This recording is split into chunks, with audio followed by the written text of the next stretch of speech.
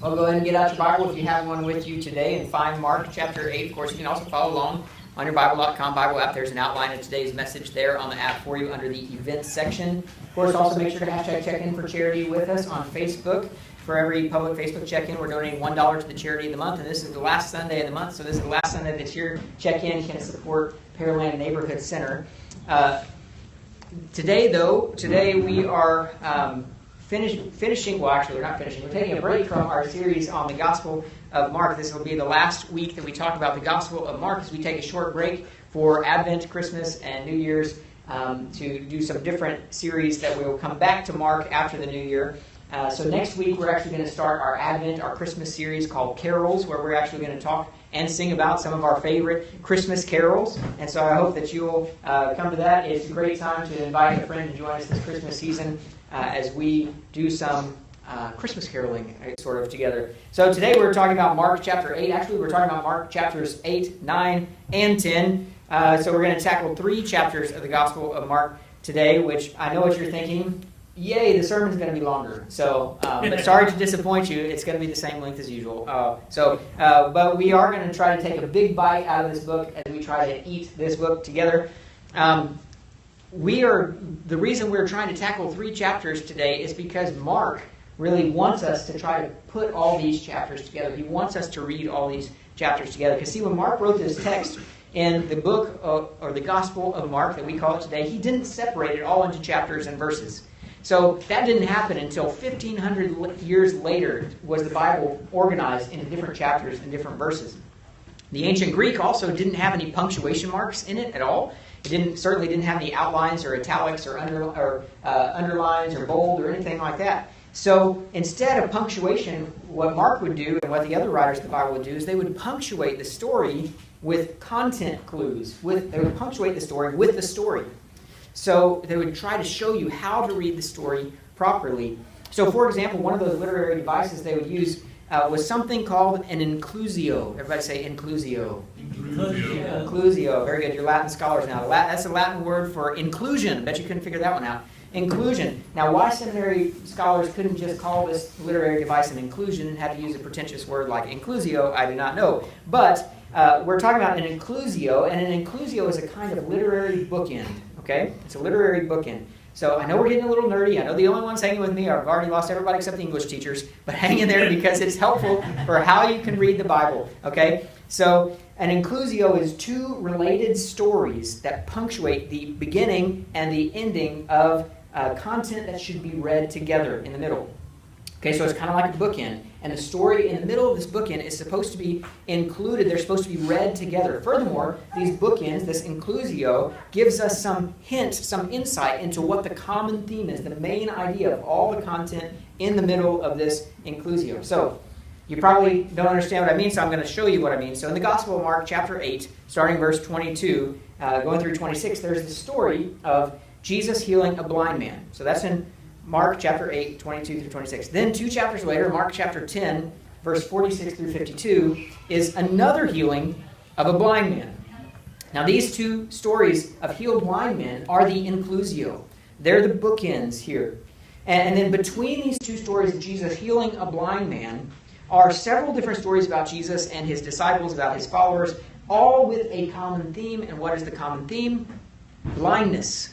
Right? Not, of course, physical blindness, but a spiritual blindness. And so what Mark wants us to see when we read all this content together is he wants us to see that the disciples and the Pharisees and all these people surrounding Jesus were supposed to see that Jesus didn't just heal physical blindness, but he also healed the spiritual blindness of the people as well. So in these few chapters, bookended by the healing of the blind healing inclusio, Mark teaches us 4 ways that the disciples and followers of Jesus are blind. And 4 ways that he wants to try to get rid of our blindness.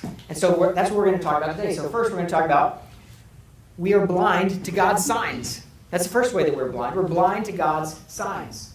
So if you look at the Pharisees in chapter 8, verses 11 through 13, the Pharisees demand to see from Jesus a miraculous sign. But if they had been paying attention, if their eyes had been open just a few chapters earlier, a few verses earlier, in verses 1 through 10, they would have seen Jesus feed over 4,000 people with only 7 loaves of bread and 3 fish. And then before that, in chapter 7, verse 31 through 37, Jesus he healed a deaf man that couldn't speak either. And so he healed his ears, he healed his mouth, and just before that, Jesus feeds 5,000 people with only 5 loaves of bread and 2 fish. So there are signs all around them, but the Pharisees fail to see them. They're blind to them. And sometimes I think we too are blind to see God's signs. So we close our eyes to the miraculous things that God is doing all around us, while we are so narrowly focused on one miracle that we want to happen in our lives that God hasn't answered yet. Right? It's sort of like we have horse blinders on and we're blocking out all the miraculous work of God that's going on around us, only focusing on the one thing that we don't have, the one thing that we want God to do, the one miracle we want God to perform. And see, God is performing miraculous signs all around us, even while we demand more miracles from Him. We're just blind to see sometimes the everyday miracles that are all around us. We barely notice them because they're just so common to us now. So, little mini miracles that are sort of all around us, like life. Life is a miracle.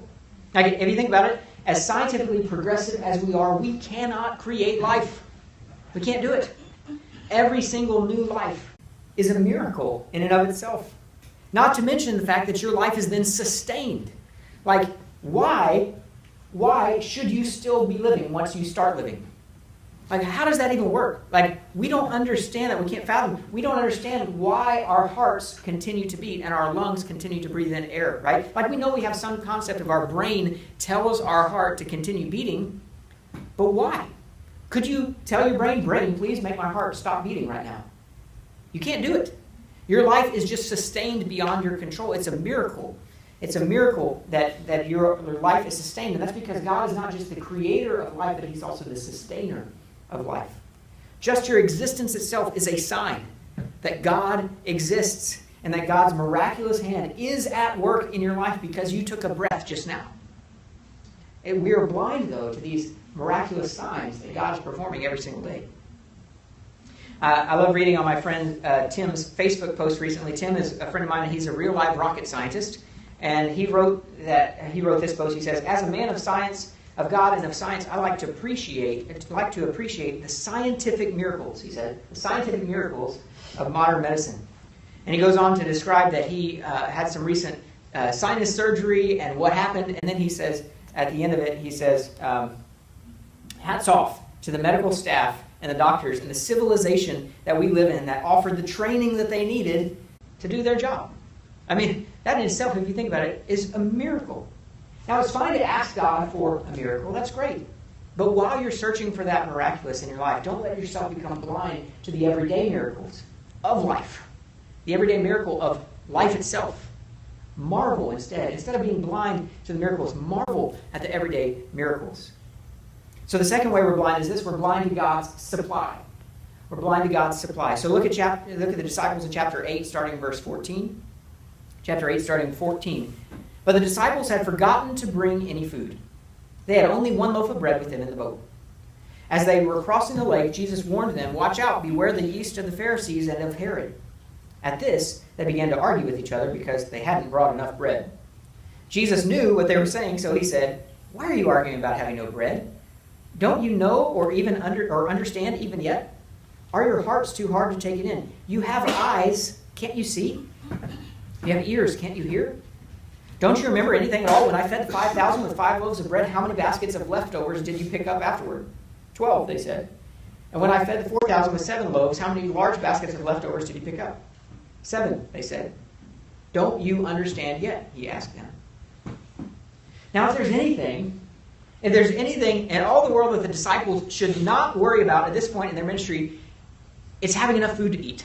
Right? Because Jesus has just fed 5,000 and 4,000. If there's anything in all the world not to worry about, it's not having enough bread. Because I'm pretty sure Jesus has just gone above and beyond any expectation to prove himself of his ability to provide food that they need. But somehow, they still doubt his provision. Somehow they doubt his ability to supply their needs. They are blind to God's supply. So how many times has Jesus proved to them in the past that he could provide for them? Twice now we see he's fed thousands of people with practically nothing. Why get worried about not having enough bread? And I think we too often get worried about ridiculous things like that God will not supply our needs, that God will not provide for us.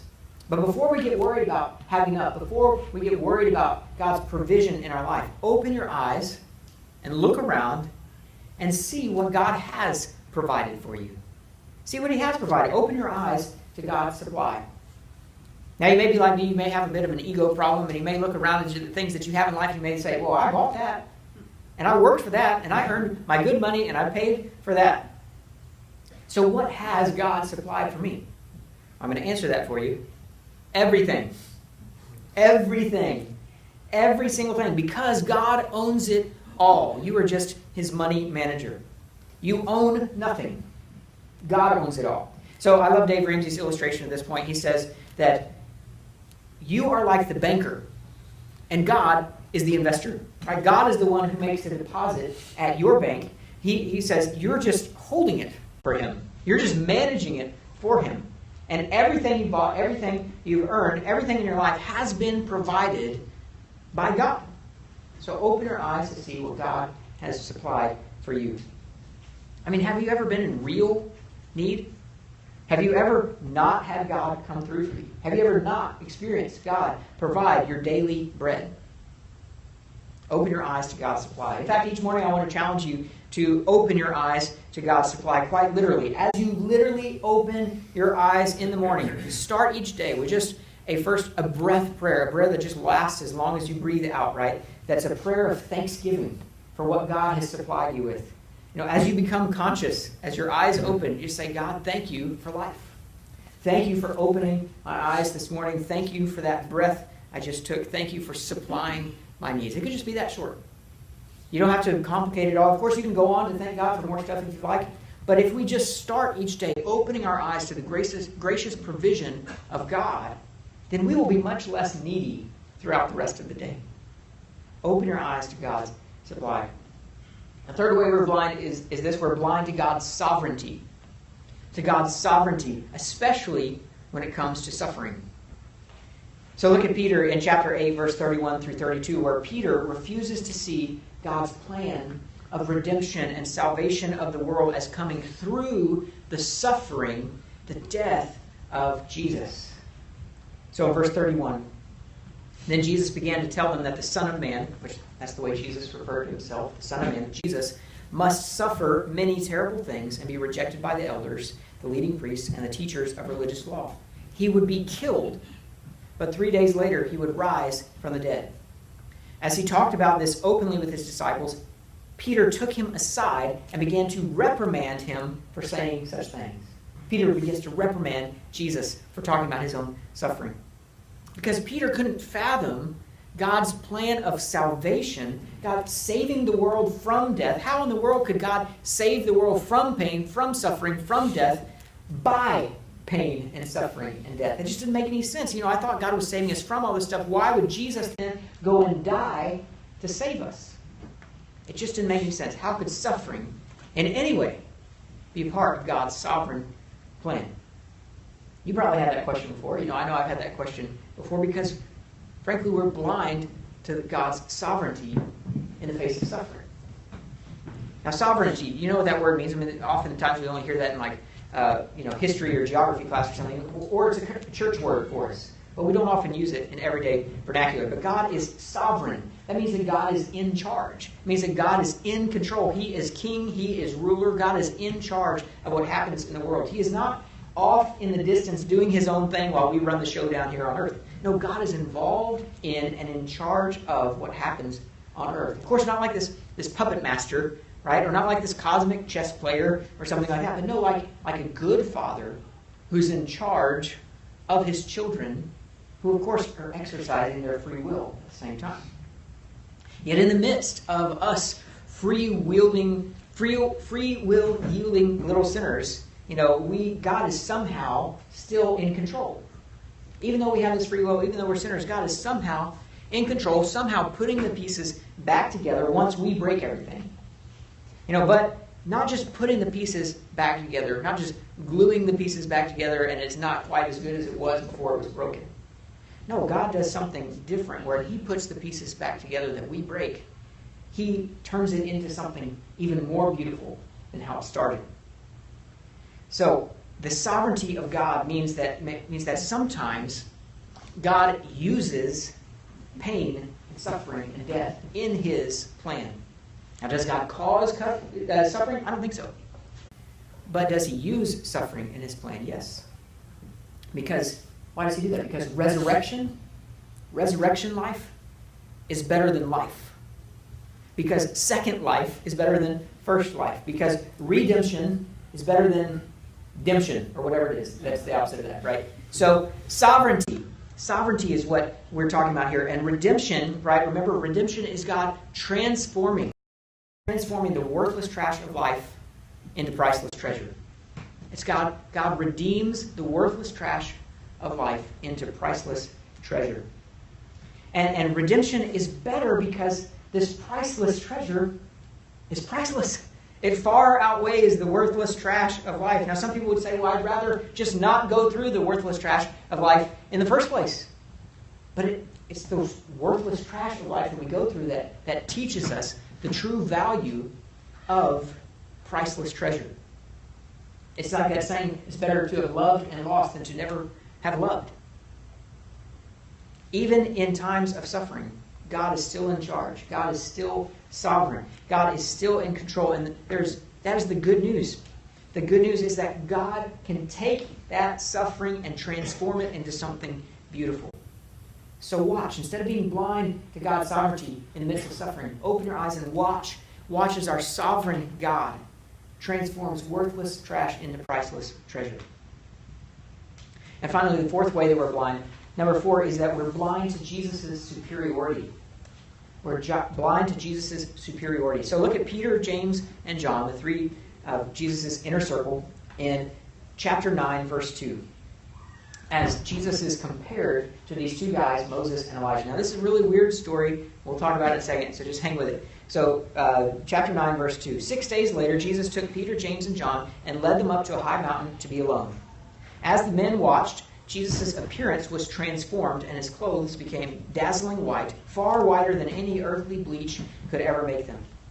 Then Elijah and Moses appeared and began talking with Jesus. Peter exclaimed, "Rabbi, it's wonderful for us to be here. Let's make 3 shelters as memorials, one for you, one for Moses, and one for Elijah." He said this because he didn't really know what else to say, for they were all terrified. Then a cloud overshadowed them, and a voice from the cloud said, "This is my dearly loved Son. Listen to him."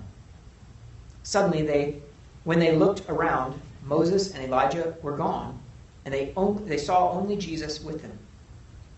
As they went back down the mountain, he told them not to tell anyone what they had seen until the Son of Man had risen from the dead. So they kept it to themselves, but they often asked each other what he meant by rising from the dead. Then they asked him, "Why do the teachers of religious law insist that Elijah must return before the Messiah comes?" And Jesus responded, "Elijah is indeed coming first to get everything ready. Yet why do the Scriptures say that the Son of Man must suffer greatly and be treated with utter contempt? But I tell you, Elijah has already come, and they chose to abuse him, just as the Scriptures predicted." Now, Jesus is talking about John the Baptist there when he's talking about Elijah. But this is a very strange story for us, right? It is weird. It is this bizarre vision of Moses and Elijah and Jesus all hanging out together. And it's weird to the disciples too. It kind of freaks them out. And in verse 6, we know that they're terrified. It says they're terrified. And Peter just sort of blurts out something weird. "Let's build 3 shelters for you." Like, what does that mean? I don't know. He's just freaked out by it. And the point, though, I believe, of this strange vision is to show us that Jesus is kind of a big deal. He's sort of a big deal. He's hanging out with the big dogs of Judaism, right? Because Moses is the symbol of the law of Judaism, and Elijah is the symbol of, he's the prophet of all prophets when it comes to Jewish prophets. And Jesus here is hanging out with these big dogs. And then the voice of God pipes in over the loudspeaker and says, "But this is my Son." You may be impressed with these guys, with Moses and Elijah, but this man, Jesus, this man here, he is my dearly loved Son. He is superior to them. Listen to him. And then verse 8, Moses and Elijah fade away, but Jesus remains. So you would think that the disciples, after this incredible experience where God shows them the superiority, the preeminence of Jesus over Moses and Elijah, you would think that these disciples would come away with this awe of Jesus and hanging on every word that Jesus said and asking Jesus more and more about this whole, what does this whole death and resurrection thing mean that you've been predicting? But instead of hanging on every word of Jesus and learning more about him, then they come away and immediately these disciples ask a question about Elijah. Elijah? Who cares about Elijah when you got Jesus right here? Jesus is greater. Jesus is more. Jesus is superior. And even though their ears have just heard from the mouth of God himself proclaiming Jesus' superiority, their eyes are still blind to see it themselves. They're blind to see Jesus' superiority. As I think are we. We get, of course, that Jesus is important. But just how important is he to our lives? I mean, we don't understand how important his rule, his reign, his ways are. They should be superior to everything in our life. He's superior to all of our ways, right? So instead of acknowledging the superiority of Jesus, we choose instead just some of Jesus. We just try to add a little bit of Jesus to our lives when it's convenient for us, right? So let's add a little bit of Jesus to our lives. Let's add a little bit of Sunday church to our lives. Not a lot because, let's not get crazy here. But we'll also add, some of Jesus' moral teachings. Let's add some of those. That would be helpful, right, to our lives. So we're going to add, the stuff everyone likes, like the love your neighbor stuff and the judge not lest you be judged stuff and the do unto others as you would have them do unto you, all that stuff. We're going to add that. But then we're going to kind of ignore some of these other things about Jesus, like this prudish teachings on sex, and we're going to ignore his teachings about money and giving, and we're going to ignore his teachings about, laying down your life for other people and picking up and carrying your cross. I mean, that sounds pretty depressing. So we're going to ignore those teachings of Jesus. And we're just going to pick some of Jesus, because sometimes Jesus' ways are good, but sometimes our own ways are better, right? So do we close our eyes to the superiority of Jesus in every way to the way we like to do things?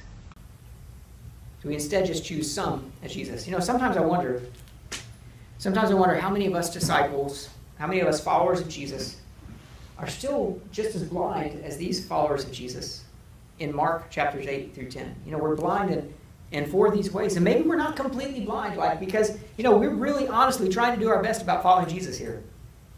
But we might still be partially blind. And we see that in these disciples here. There might still be some of us that's half blind. But the good news is that Jesus is still patient with the people that are half blind. He's patient with the people who are partially blind. We actually see one of those stories where somebody is actually partially blind and Jesus heals him. And that's in actually one of the inclusios in chapter 8, verse 22 is the story of a partially blind man. When they arrived at Bethsaida, some people brought a blind man to Jesus, and they begged him to touch the man and heal him. Jesus took the blind man by the hand and led him out of the village. Then spitting on the man's eyes, gross, right? By the way, you got to acknowledge those gross details when they're in the Bible. Why would you spit in a man's eyes? It's totally unsanitary and unkosher. But then spitting in the man's eyes, he laid his hands on him and asked, "Can you see anything now?" The man looked around. "Yes," he said. "I see people, but I can't see them very clearly. They look like trees walking around." So he's been partially healed, partially blind. He's trying to follow Jesus. He's trying to let Jesus heal him, but some things in life are still a little bit fuzzy. People look like trees walking around. And, I would say to Jesus, well, probably he's only can see partially blind, and he's probably only partially healed, probably still fuzzy, because you spit in his eyes, right?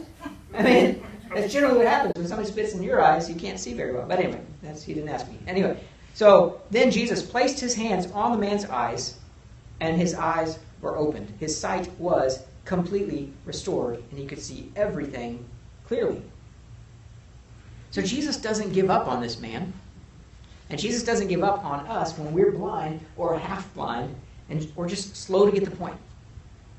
He even takes this second effort to heal this man. And he'll take a second crack at us too if we're still having trouble following him and a little bit slow to get the point. So today we want to acknowledge that many of us probably have some Jesus in our lives, but we haven't yet let him take preeminence and superiority over everything. We haven't let him be sovereign in our lives when we've been going through suffering. We haven't trusted his sovereignty. Sometimes, maybe we've doubted his supply, his provision for us, or maybe we've just neglected to give him credit for the stuff that we have in our lives. Sometimes we choose to turn a blind eye to the everyday miracles of life, choosing instead to only see the negative things around us and to see all the ways that God hasn't worked, but not see the ways that God has worked in our lives. So today we want to give God the opportunity to fully heal us, because I think we're all trying to see. That's why we're here, right? We're trying to see, we're trying to follow, but sometimes, if we're honest, we feel like we're kind of doing this half-heartedly, or we're still half blind, we're still having trouble seeing the work of God that God wants us to see. So if you're here today and you want to rededicate your life to Jesus, then if you want to ask God for a second chance, if you want to ask Jesus to open your eyes fully so that you can begin following him more closely, more clearly, then I want to give you that opportunity today. So if that's you, if you want to rededicate your life to Christ, then just open your eyes wide so that the person next to you can spit into them. No, just trying to see if people are keeping up. But we do. I'm going to ask you to close your eyes, and I'll be a serious time. So let's close our eyes. And if you do want to ask Jesus to fully heal you, if you've said, I've really only been following Jesus halfway, I'd like to try this again. I'd like to follow Jesus fully. If that's you, then I just want to ask that you raise your hand for me so I can see. You don't have to raise your hand in order to fully commit your life back to Jesus. But I found that when you tell somebody, even one person, you're much more likely to fulfill that commitment. So if you want to recommit your life to Christ today, if you want to make a fresh start today, to follow him with your whole life, and just lift your hand now as you lift your heart to Christ. Awesome. Okay, you can put your hands down and you can open your eyes now. And as you open your eyes, no matter if you made that commitment or not, I want you to open your eyes with a new commitment to following Jesus with eyes wide open. I want you to take this week as an opportunity to be a new, fresh start. And we want to kick off that fresh start with a very old tradition, with the Lord's Supper together. Now this meal that we celebrate of a piece of bread dipped in grape juice. In communion, we celebrate the death and the resurrection of Jesus and the new life that his death and resurrection gives us. And this passage that we've been reading in Mark, it is filled with blind disciples not getting it. And we see in this passage 3 times that Jesus makes a prediction about his own death and resurrection. 3 times he keeps coming back to the main thing, his death and resurrection. He keeps repeating himself to make sure that this point is made about the death and the resurrection of Christ. He says, guys, listen up. There is coming a time when I will soon suffer and I will die, but I will rise from the dead. 3 times he predicts his own suffering and death and resurrection. He knows that we're struggling to understand. He knows that sometimes we're kind of half-heartedly following him. So he keeps coming back. Death and resurrection, death and resurrection, death and resurrection. Because in Jesus' death and resurrection, that's where we get our fresh start. That's where we get our new life.